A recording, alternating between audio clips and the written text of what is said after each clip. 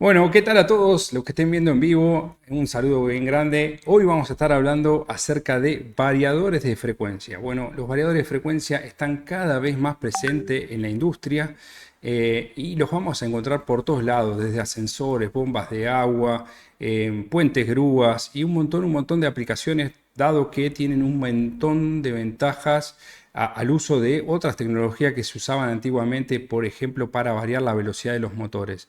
Para esto me encontré buscando un problema que yo tenía con una bomba de agua, que habrán visto algunos que otros videos de la onda reflejada. Me encontré con un video muy bueno en un canal de YouTube de Wilmar Sotelo. Lo busqué, es colombiano, y pude dar con el mail y le dije a ver si se copaba a tener una charla en vivo en el canal de YouTube y hablar de todos estos temas que para mí son muy importantes y a tener en cuenta y un montón de veces no están explicados correctamente. Así que bueno, le damos la bienvenida a William para poder hablar. En principio te agradezco muchísimo, William, ya estás saliendo.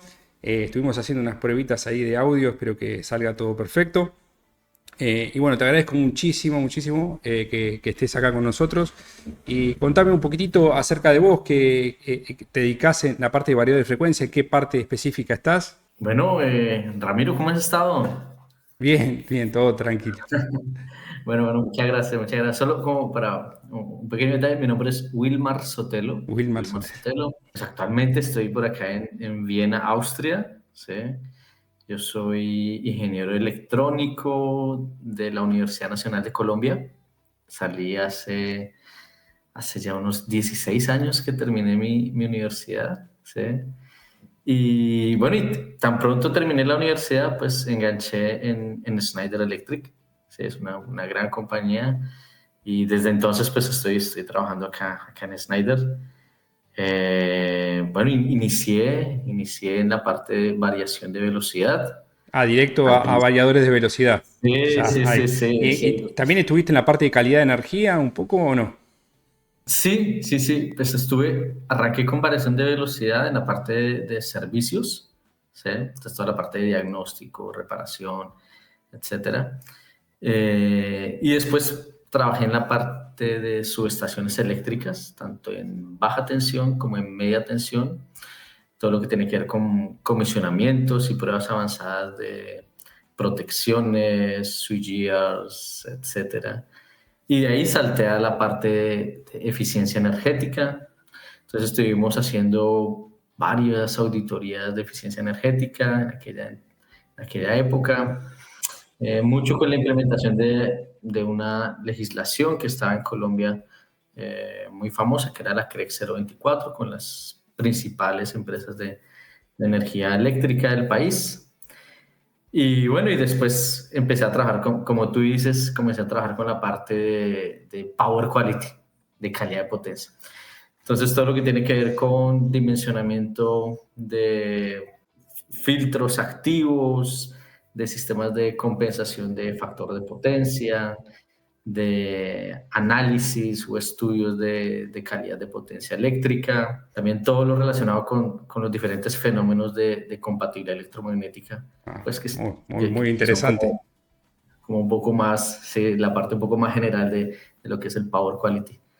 Y hace 6 años, 6 años o casi ya 7 años, regresé a variación de velocidad. Entonces estuve trabajando como especialista de variación de velocidad para lo que es el clúster andino, que son 5 países de Schneider, en Colombia, Perú, Ecuador, Venezuela, Bolivia.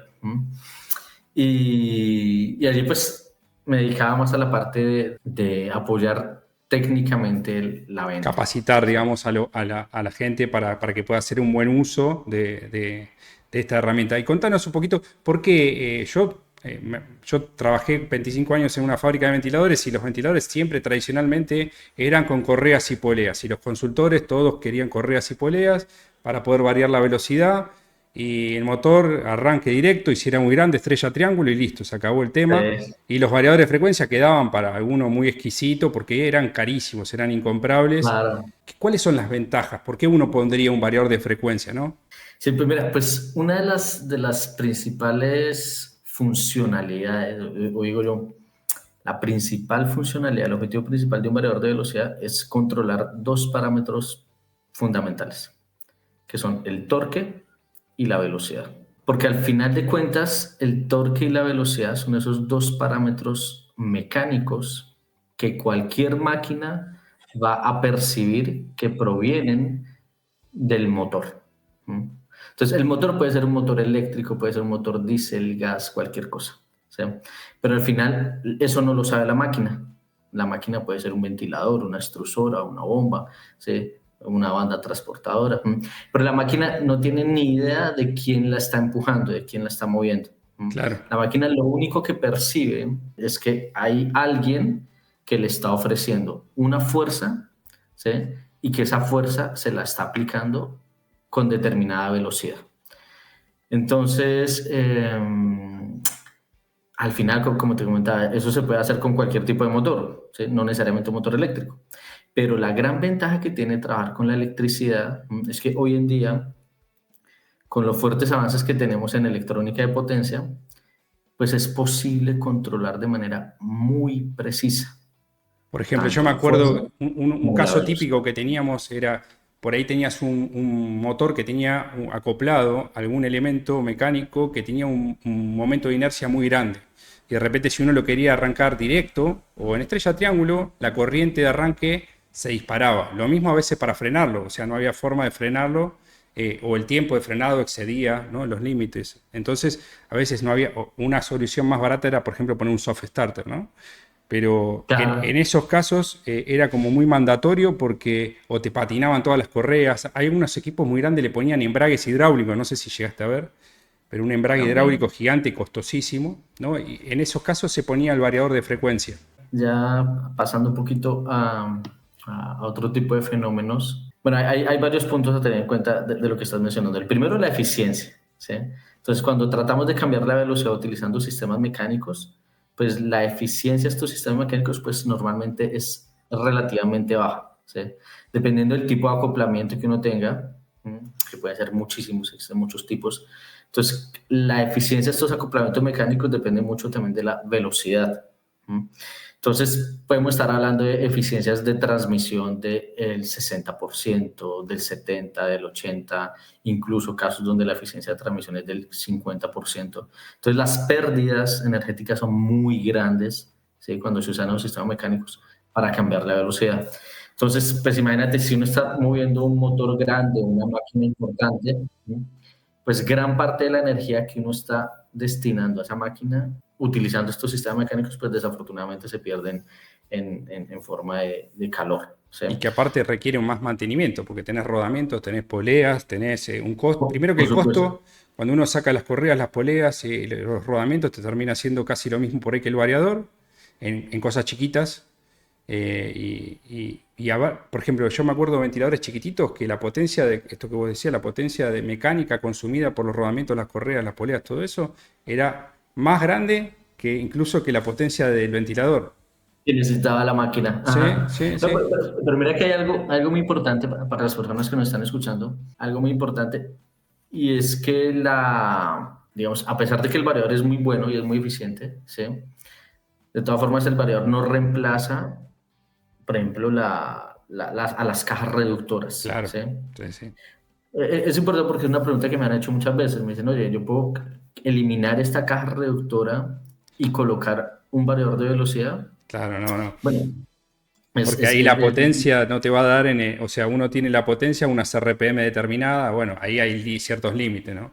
Pues, por ejemplo, si uno quiere tener exacto. al 25%, o sea, al 50% de la velocidad, toda la potencia nominal, no hay posibilidad, porque el variador va a mantener el torque constante o corriente, a la corriente máxima. Entonces, la potencia a la mitad de las RPM te va a dar la mitad de la potencia del motor. O sea, tendrías que sobredimensionar mucho el motor para poder tener esa aplicación. Correcto, exactamente. No, y es que mira que los reductores de velocidad son reductores de velocidad, pero al mismo tiempo son amplificadores de torque. Claro, Entonces yo no puedo quitar un reductor de velocidad porque al mismo tiempo estaría eliminando claro. esa, ese torque que me está, o esa fuerza que me está produciendo el mismo reductor. Entonces, como tú dices, si yo lo quisiera eliminar, tendría que tomar un motor mucho más grande que sea capaz de entregarme el torque que previamente estaba multiplicando la caja reductora. Y bueno, y eso puede ser pues una cosa bien diferente. Claro, Pero también, como tú mencionabas, otra de las ventajas, ¿sí? Una de las grandes ventajas de los variadores de velocidad es que también realizan la función de un arranque suave. ¿Mm? Entonces, cuando tenemos un arranque suave, pues hay muchos beneficios, como está el tema de reducir los picos de corriente durante el arranque, que cuando estoy diseñando un tablero eléctrico y tomo en cuenta los picos de arranque, y en el arranque suave, pues reducimos las corrientes de arranque. ¿Mm? Y con esto, pues se ayuda a evitar el sobredimensionamiento de cables de claro. potencia, de contactores, de Guardamotores. interruptores. Se elimina también el Entonces, guardamotor. El guardamotor, o sea, la función de guardamotor la puede ser el propio variador también. exacto, exacto. Y esa es una práctica que por error, ¿cierto? Porque a veces las personas no saben que el variador es capaz de también proteger al motor contra sobrecarga térmica, Claro, sobrecarga eléctrica, contra atascamientos, contra cortocircuitos. Entonces, a veces, digamos que como las personas no tienen este conocimiento, pues ellos instalan un guardamotor. ¿Sí? claro. Y mira que en más de una ocasión he visto un guardamotor instalado en la salida del variador de velocidad. Claro, que tampoco, o sea, después vamos a hablar qué es lo que pasa a la salida, ¿no? Pero la salida de un variador de frecuencia no es a lo que estamos acostumbrados habitualmente en la electricidad, digamos, ¿no? Es algo que tiene sus Correcto. cosas a tener en cuenta, que, por ejemplo, también no se puede medir, por ejemplo, calidad de energía con cualquier instrumento a la salida de un variador de frecuencia, porque también tiene sus particularidades que ya vamos a entrar más adelante. No quiero spoilear, como Así dicen es. ahora. Así es. Entonces tenemos por un lado el arranque suave, el frenado suave y controlado, porque es una cuestión fundamental. O sea, yo puedo frenar y en un tiempo determinado y arrancar en un tiempo determinado, cosa que es fundamental, por ejemplo, para un puente grúa, para un ascensor. Entonces yo puedo acelerar y frenar en un tiempo determinado. A otras cosas que por ahí no importa cuánto tarde. Una cinta transportadora por ahí tarda un poco más, un poco menos, pero por ahí está muy cargada la cinta transportadora y si yo la quiero frenar acelerar muy rápido, patinan todas las correas, entonces depende.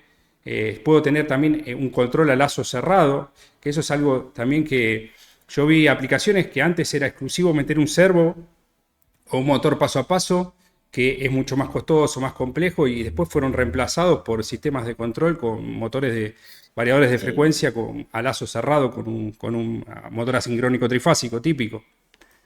Sí. No, y es que mira que la matemática que está detrás de los variadores de velocidad es impresionante. Sí, O sea, todo lo es que después impresionante. empezaron a salir con la parte del control vectorial. Ajá. Porque fíjate que el variador es capaz de generar precisiones de velocidad pero muy altas. ¿Mm? Claro. O sea, tú le colocas, bueno, no sé si de pronto, para las personas que de pronto no han trabajado en variador de velocidad, básicamente el equipo tiene un potenciómetro y con el potenciómetro pues uno aumenta o reduce la velocidad. Entonces, si tú mueves el potenciómetro hacia la derecha, la velocidad se aumenta y si lo mueves hacia la izquierda, la velocidad se disminuye. Entonces, tú puedes como elegir a qué velocidad se necesita que trabaje la máquina. Entonces, es sencillo. Pero entonces, eso que nosotros hacemos con el potenciómetro es definir el objetivo de velocidad. ¿A qué velocidad quiero que se mueva el eje del motor? ¿Mm? Y por otro lado está el resultado. Entonces, una cosa es lo que yo quiero, la velocidad que yo quiero, y otra cosa es la velocidad real en el eje del motor. ¿Mm? Y mira que haciendo un control en lazo abierto, es decir, sin ningún tipo de sensor, ¿mm? Se pueden lograr precisiones muy altas, tan altas como el 98-99% de precisión en velocidad. Eso es Claro. Pues se muy, tiene en pero cuenta muy ya el bueno. propio resbalamiento del motor y todo. Exacto, sin tener realimentación, Claro, imagínate. claro, En sí. lazo abierto. A punta de matemática, el equipo es capaz de hacer una estimación muy precisa de cuál es la velocidad real que está saliendo en el eje del motor. ¿Mm? Entonces ahí es donde como tú mencionabas ahorita, ahí es donde salen los diferentes algoritmos de control motor, entre ellos la familia de los algoritmos vectoriales.